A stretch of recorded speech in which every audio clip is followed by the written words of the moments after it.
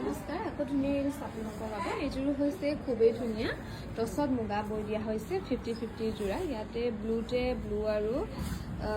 seeking colour টাইপত ফুলবোৰ কৰি ধুনীয়াকৈ বনাই দিয়া হৈছে এটা লাইট ব্লু আৰু এটা ডাৰ্ক ব্লু হ'ব সেইটো ব্লাউজ পিচটো হ'ব এইযোৰ আপোনালোকে ল'ব পাৰিব 18,500 rupees ধুনীয়াকৈ ল'ব পাৰিব এই 50-50 যোৰা আৰু এইযোৰ পিয়ৰ টছত হ'ব চাদৰখনত সৰু সৰু বিন্তি বুটা কৰি দিয়া হৈছে এনেকৈ অনলি ৰেডত কৰা হৈছে